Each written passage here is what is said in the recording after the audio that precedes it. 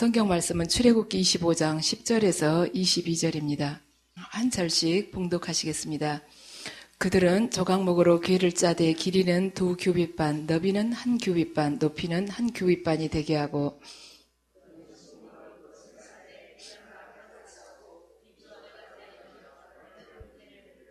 금고리 넷을 부어 만들어 그 네 발에 달되 이쪽에 2고리 저쪽에 2고리를 달며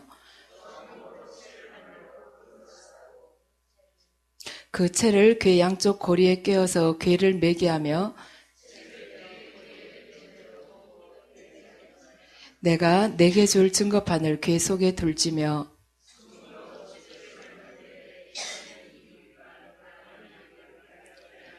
금으로 그룹 둘을 속죄소 두 끝에 쳐서 만들되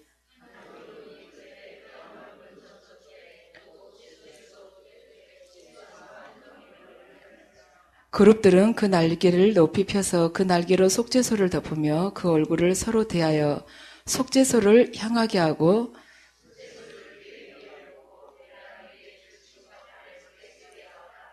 거기서 내가 너와 만나고 속죄소 위 곧 증거궤 위에 있는 두 그룹 사이에서 내가 이스라엘 자손을 위하여 내게 명령할 모든 일을 내게 이르리라. 아멘. 이 시간에는 되찾은 언약궤에 대해서 말씀드리겠습니다. 우리가 생각했을 때 이렇게 믿음 생활하면서 제일 어려운 부분이 말하자면 그리스도의 십자가 부분입니다. 왜냐하면 그 창조주시면서 전지전능하신 분, 또 이 만유의 주인이신 분께서 왜 당신 아들을 내주시면서까지 우리의 죄를 대속하게 하셨는가? 죄는 아담과 이브의 그 원죄로 인해서 생겨난 것인데, 모든 것의 그 주인이신 그분께서 왜 그거 하나를 그냥 이렇게 넘어가실 수가 없었는가? 왜 적당하게 그 길을 넘기시지 않고 당신의 그 독생자에게 처참한 그 죽음을 허락하셨는가? 그래서 우리가 항상 하나님의 그 은혜에 대해서 우리에 대해서 자꾸 강조를 하는데 우리가 그걸 그리스도께서 십자가상에서 그렇게 돌아가신 걸 생각하면 굉장히 부담이 되죠. 전부를 위해서 다 돌아가셨다 하지만 나 하나를 위해서도 또 돌아가실 수 있었다는 것. 그걸 생각을 하면 얼마나 간혹 부담이 될 때가 있습니다. 그런데 우리가 그걸 부담을 느끼고 왜 그렇게까지 돌아가셔야만 하는가에 대해서 의구심을 이렇게 갖는 것은 하나님과 인간 사이에 있어서 각자 하나님의 기준과 인간의 기준에 있어서 가장 말하자면 차이가 큰 부분입니다. 그러니까 바로 그것은 죄라는 것이죠. 인간에게 있어서는 나에게 주어진 지금 이 가난이나 병마나 아니면은 내 자녀가 지금 뭐에 중독이 됐다거나 마약이나 컴퓨터 중독이 됐다 이런 중독이나 아니면은 폭력을 자녀가 나가서 휘두른다거나 아니면 남편이 이렇게 술을 마시면은 말하자면 이성이 마비되면서 폭력을 휘두른다거나 이런 게 인간에게 있어서는 아주 큰 문제처럼 여겨지지만 하나님은 그것보다는 죄가 훨씬 심각하다고 생각을 합니다. 그렇지만 인간은 그것이 아닌 거예요. 죄에 대해서는 약간 무딘 편입니다. 그래서 정말 죄 지었구나 하는 걸 언제 느끼냐면 누구누구가 징역 몇 년형을 살아야 되고 벌금 얼마를 내야 된단다 그러면은 진짜 그 사람 죄 지었나 보다 이렇게 느끼는 것입니다. 우리가 죄에 대해서 무감각하게 느껴지는 것, 그 성경의 예를 보면 알 수가 있습니다. 예수님께서 십자가 그 순환을 앞두고 제자들하고 어느 집에 머물렀어요. 근데 한 여인이 와서 울면서 예수님의 발에 향유를 이렇게 보면서 자기 머리칼로 닦는다는 그 부분이 있습니다. 그러니까 제자들이 보니까 그 비싼 향유를 왜 거기다 들이붓냐는 거예요.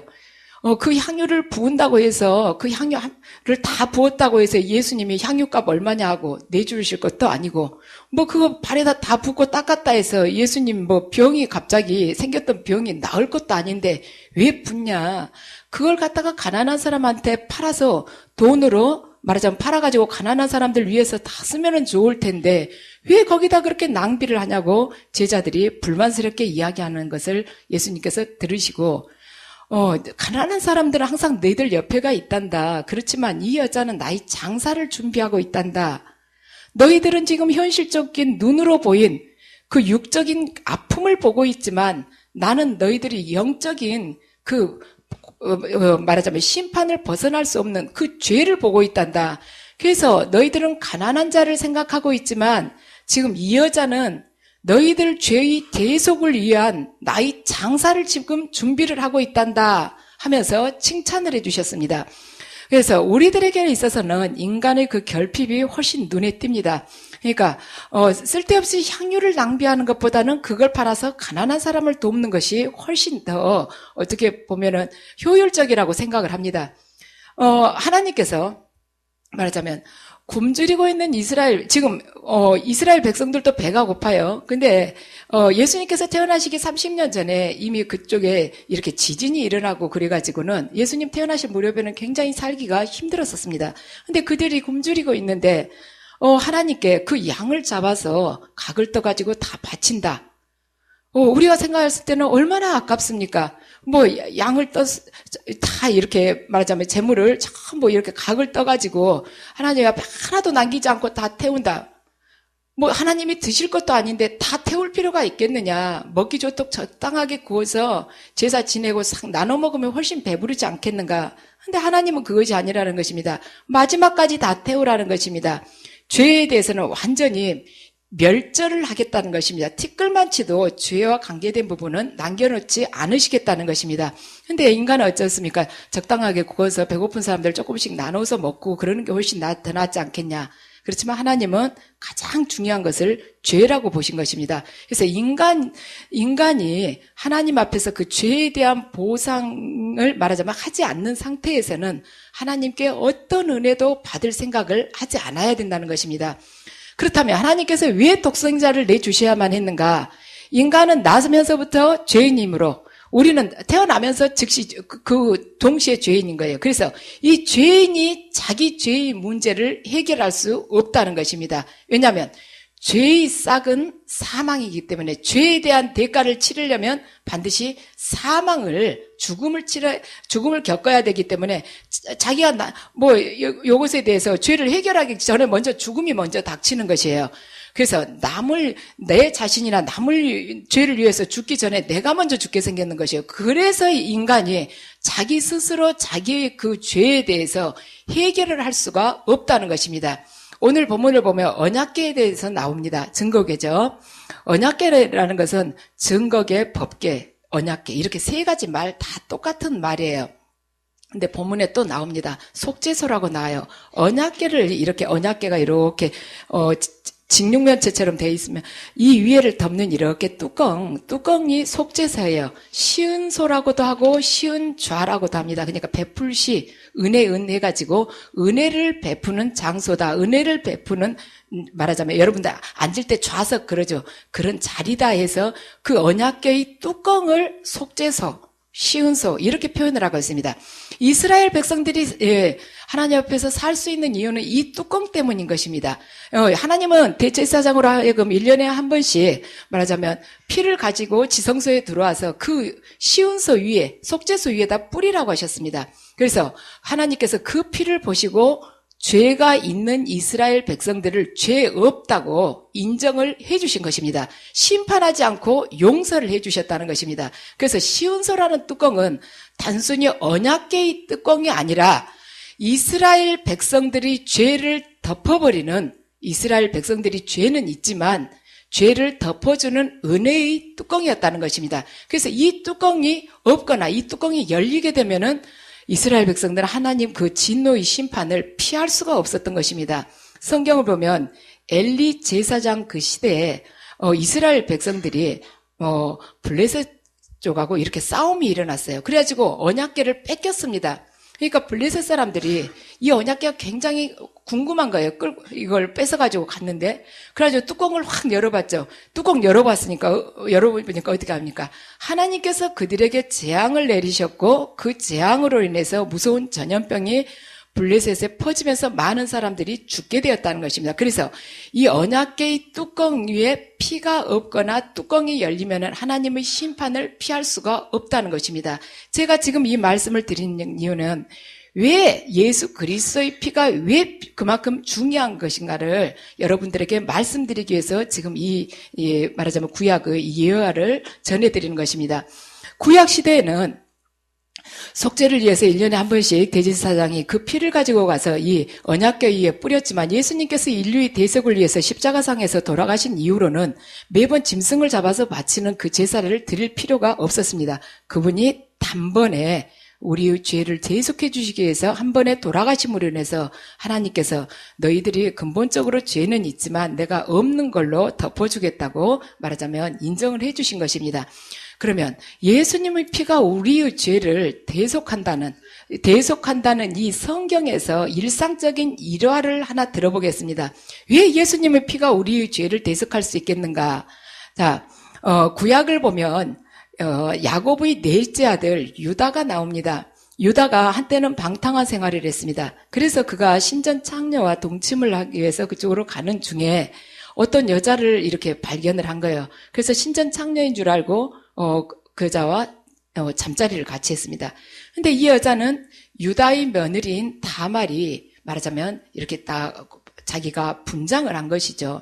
그래서 다말은 왜 그랬는가? 시아버지 유다가 자비에게 당신이 아들을 주겠다고 그랬어요. 그러니까 다말이 남편은 이미 죽었는데 그 남편의 형제들과 2번을 동침을 했는데 그 형제들이 정액을 밖에다 쏟거나 이래가지고 하나님의 진노로 인해서 죽게 됐습니다. 그러니까 유다가 그것이 무서운 거예요.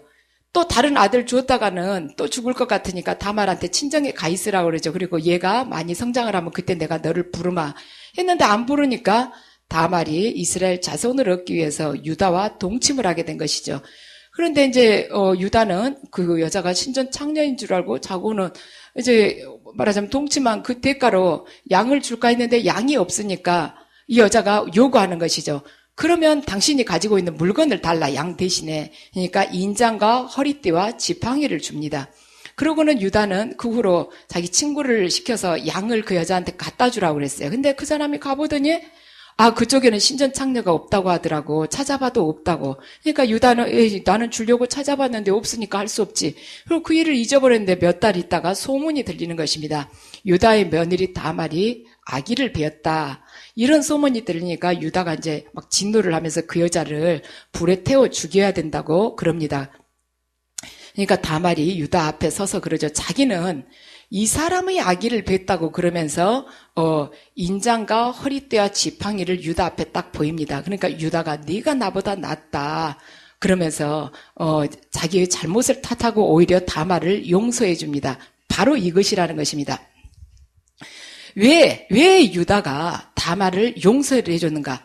어떻게 보면 외적으로 보면 죄인이니까 불에 타서 죽을 수밖에 없는 죄인인데 너가 나보다 낫다고 오히려 칭찬을 해줄 정도였어요.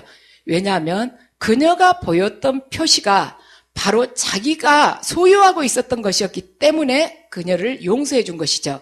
그래서 하나님께서는 그러면 왜 어린 양의 피를 보인 자들을 왜 심판하지 않으신가? 그것은 다말이 보여줬던 인장과 허리띠와 지팡이가 유다 그 자신의 것이었듯이 어린 양의 피, 바로 예수 그리스도의 피가 하나님 자신의 표시이기 때문에 그걸 보인 자를 용서를 해주신다는 것입니다.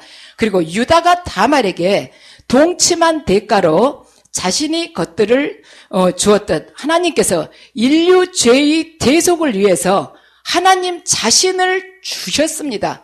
그래서 하나님 그분 자신이 그 피, 그걸 내보일 때 우리를 용서해 주신다는 것입니다.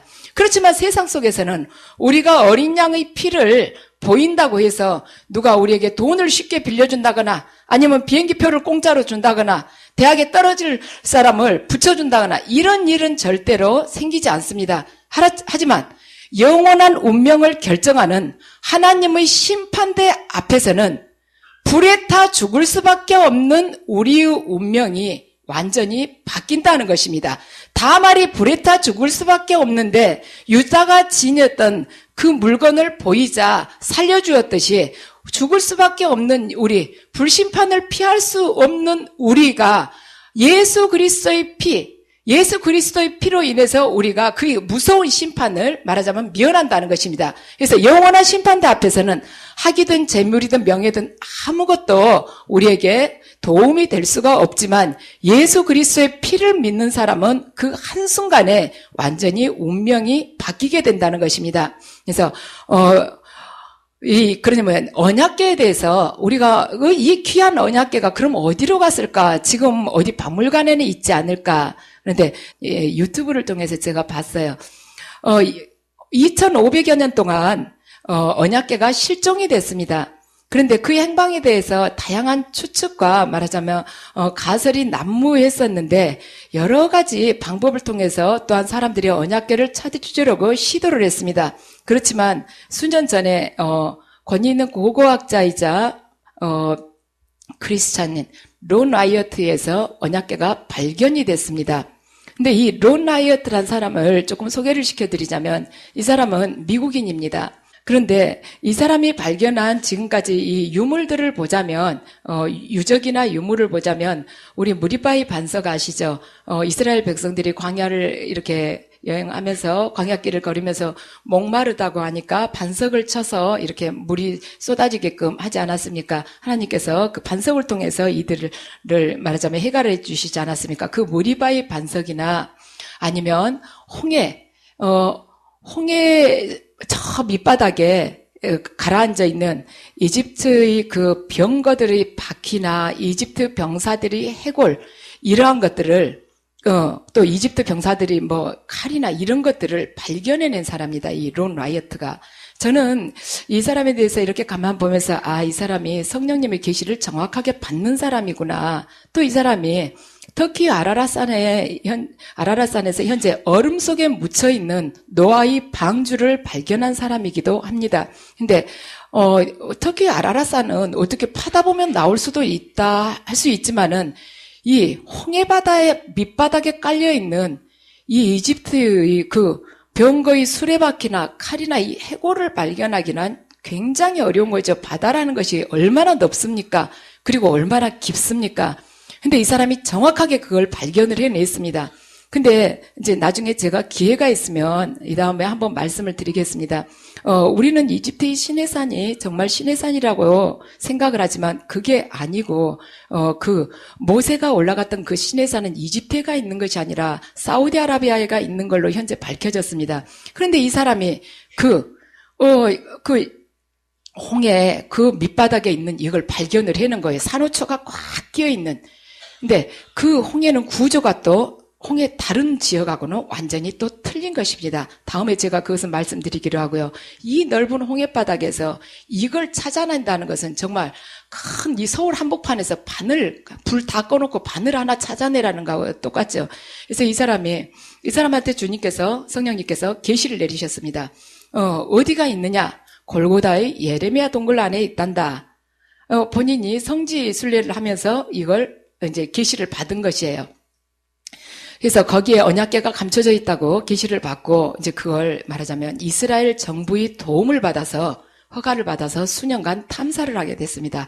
그래서 그 언약궤는 바벨론이 침략을 했을 때 말하자면 그 언약궤를 혹시 뺏길까봐 그 약탈을 피해서 황급히 이 골고다의 예레미야 동굴에다가 감춰놓았던 것입니다. 그래서 2500년이 지난 그 긴 세월 동안에 말하자면 묻혀 있었으므로 탐사가 굉장히 어려웠는데 주님께서 계속 천사를 보내서 이 사람을 격려를 해주셨습니다. 그래서 결국에는 발견해내게 된 것입니다. 발견했는데 그 이제 언약궤가 이렇게 묻혀 있다면 그 위에가 큰 바위가 이렇게 덮고 있었어요. 덮고 있는데 이 언약궤를 덮고 있는 그 바위에 금이가 있었다는 것이죠. 근데 그 금이 간 그 바위 틈으로 피가 흘러가지고 피가 묻은 흔적이 있었다는 것입니다. 근데 그게 도대체 뭔가 했더니 그 바위 위에 예수님의 십자가가 딱 꽂힌 그 자리였습니다. 그러니까 예수님께서 십자가상에서 흘리신 피가 그 금간 바위 틈을 타고 이 언약궤의 이 속죄소, 이 뚜껑 위에 또 흘러내렸다는 것입니다. 그래서 그런데 그 바위는 십자가가 세워졌던 그 자리는 어디가 있는가?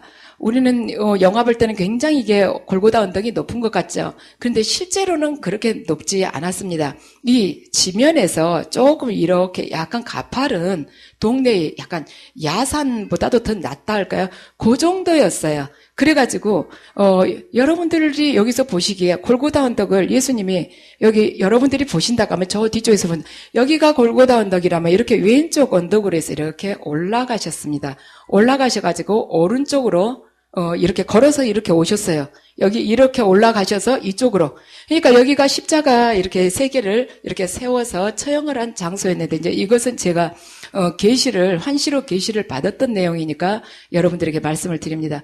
그래서 이렇게 세 개의 십자가가 이렇게 있죠. 그래서 그런데 그 가운데 예수님의 십자가 밑에 그 큰 바위 틈을 타고 예수님이 돌아가시면서 지진이 일어나고 땅이 갈라지고 바위가 이렇게 깨지는 그 순간에 피가 이렇게 타고 내려갔다는 것입니다.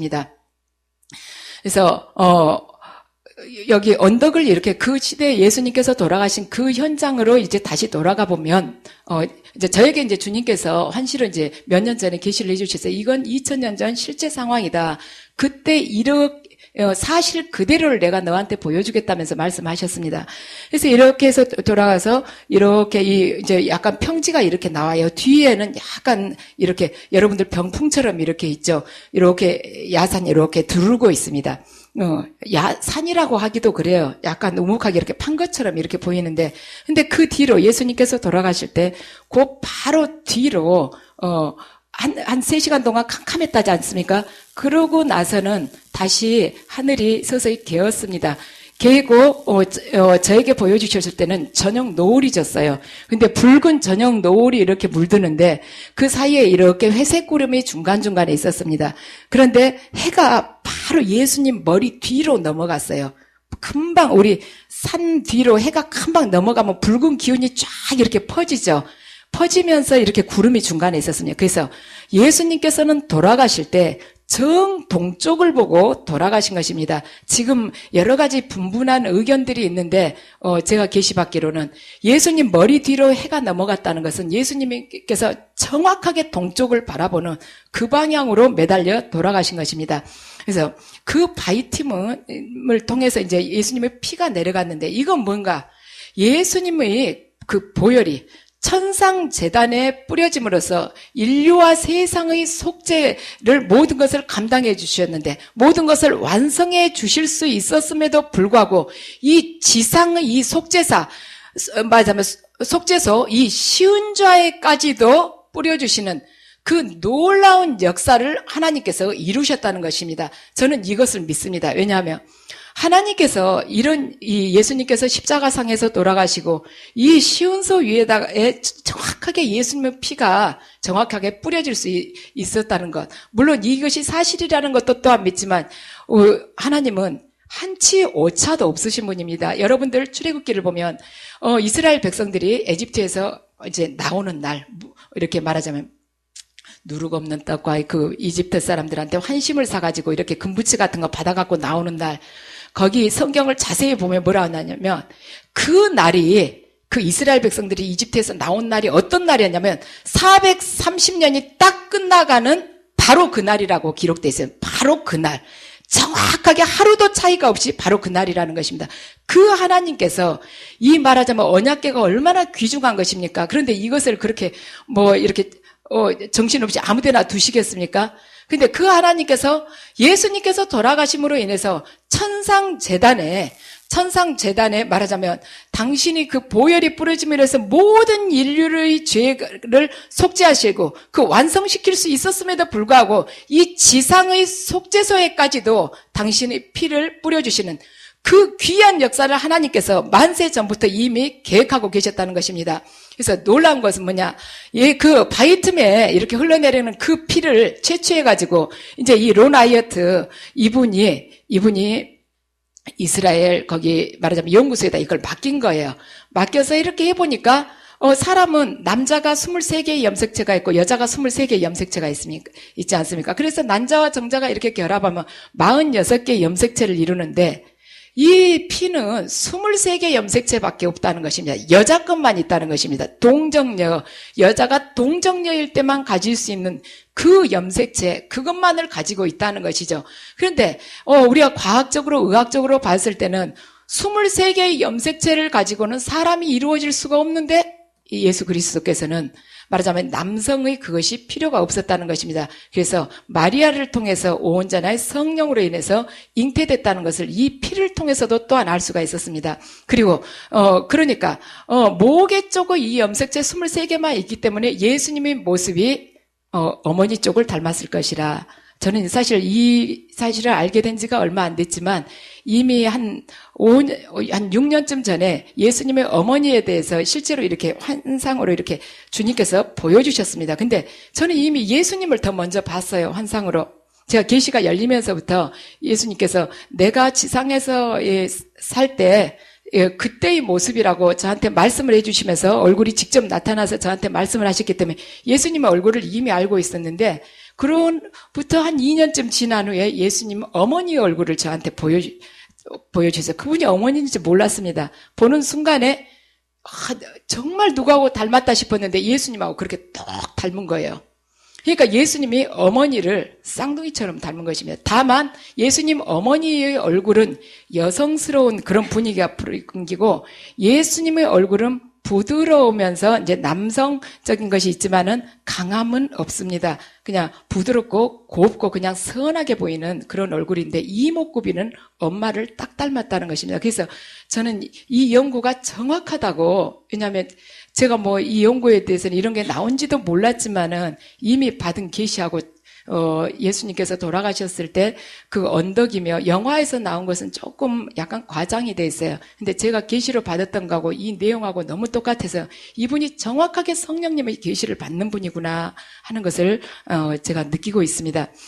근데 지금은 이스라엘 정부가 이것을 말하자면 공개를 하지 않고 있습니다. 여러분도 아시겠죠? 왜 공개를 하지 않은지. 이스라엘은 예수 그리스도가 메시아라는 것을 인정을 하지 않고 있지 않습니까? 구약만을 믿지 않습니까? 그런데 지금 이것을 섣불리 공개를 하기가 곤란한 것입니다. 그래서 때가 되면은 이게 많이 알려지리라고 믿습니다. 그래서 자, 오늘 언약궤를 보면 그걸 만드는 재료가 조각목이었어요. 조각목은 씨띠나무라고도 하는데 이게 광야에 굉장히 흔한 나무였습니다. 근데 이 조각목을 잘 다듬어서 그 겉에다가 금으로 씌우라고 했습니다. 그래서 그런데 이 조각목은 질이 어쩐가 꼬여 있으면서 딱딱하게 도끼도 안 들어가요. 그러니까 이 조각목 자체만 그대로 두면은 불이나 태워야 되는 것입니다. 그런데 이걸 잘 다듬었단 말이에요. 이거 이스라엘 백성, 지금 우리들 하나님을 믿는 우리들의 기질하고 많이 비슷하다는 것입니다. 비비 꼬여가지고 말씀에 순종은 참 안 하고 이리 꼬고 저리 꼬고 빠져나가려고 하면서 고집은 또 얼마나 센가? 도끼날도 들어가지 않을 정도로 고집이 세다는 것입니다. 그런데 이런 자들이 하나님의 말씀으로 인해서 변화되게 되면 말씀을 담는 하나의 궤가 된다는 것입니다. 하나님의 말씀을 담는 그 귀한 언약궤가 될 수 있다는 것입니다. 독일의 신학자 디트리히 보네프는 자기가 쓴 그 윤리라는 저서에서 이렇게 이야기를 했습니다. 하나님의 말씀은 좋은 말씀만이 아니고 옳은 말씀만이 아니고 아름다운 말씀만이 아니고 재미있는 말씀만이 아니라 살아있는 말씀이라고 보네퍼는 이야기를 했습니다. 그래서 살아있는 하나님의 말씀이 여러분을 다스리도록, 직접 다스리시도록 여러분들이 그분께 내드리기 바랍니다. 그러면 하나님께서는 순종하는 자에게 주시는 그 성령을 여러분에게 충만하게 채워주실 것입니다. 출애굽기 40장 33절에 35절을 보면 성막을 봉헌하는 그 장면이 쭉 기록이 되어 있습니다. 40장 33절에 35절을 제가 보면 그는 또 성막과 제단 주위 뜰에 포장을 치고 뜰 문에 휘장을 다니라. 모세가 이같이 역사를 마치니 이제 성막을 다 이렇게 만드는 거 휘장까지 다 달았다는 거예요. 마치니 구름이 회막에 덮이고 여호와 영광이 성막에 충만했다는 것입니다. 이건 뭔가 하나님께서 직접 보여주시면서 지시하신 그대로 모세가 그대로 순종을 하니 순종을, 그분 말씀대로 그대로 순종을 했더니 구름이 해막에 덮이고 여호와의 영광이 성막에 충만했다는 것입니다. 우리가 하나님의 말씀에 그대로 순종을 하면 성령님께서 우리 안에 충만하게 내주하신다는 그 뜻입니다. 순종을 하니까 이렇게 됐다는 것이에요. 그래서 하나님께서 우리에게 요구하신 것은 딱 하나밖에 없습니다. 그건 뭔가 비싼 향유를 갖다가 여기 제단에 부으라는 것도 아니고 국기름을 갖다가 계속해서 연기를 피우면서 제사드리라는 것도 아닙니다. 그 뭔가 하나님께서 우리들 각자를 창조하신 그 목적에 맞게 사는 것을 지금 요구하고 계십니다. 그래서 하나님께서는 우리들을 향해서 세상적인 가치관, 육적으로 내가 욕망한 것을 위해서 뛰어가고 싶어하는 것, 그리고 그걸 합리화시키려는 그러한 가치관이나 교만을 버리라고 말씀을 하십니다. 그래서 그분이 말씀과 혼연일체되는 그 삶을 살라고 우리에게 명하고 계십니다. 그래서 하나님의 영광이 말하자면 호위하는 이 시대의 언약궤가 되라고 하나님께서는 말씀을 하십니다. 제가 이 말씀을 준비할 때 마무리를 어떻게 할까 하고 고민을 했어요. 고민을 하면서 어떻게 해서 이 강의를 마무리를 할 것인가 하고 계속 생각을 하니까 주님께서 그 말씀을 주셨습니다. 너희들 각자가 이 시대의 언약궤가 되라는 것입니다. 그래서 우리 모두가 이 시대의 언약궤가 되어가는 삶을 살라는 것이 지금 하나님께서 우리에게 요구하시는 것입니다. 이스라엘 진영에 언약궤가 머물렀을 때 요단강이 갈라지고 여리고성이 무너지고 태양과 달이 그 자리에 멈췄습니다. 우리들 또한 우리들 자신이 언약궤가 될 때 우리가 가는 곳마다 보이지 않는 천국이 이 땅에 임하게 될 것이며 하나님의 그 부활의 능력과 생명이 나타날 것이며 사탄의 세력이 우리가 가는 곳마다 멸절되고 눈물은 기쁨으로 바뀌는 그 놀라운 역사가 여러분들 앞에 펼쳐질 것입니다.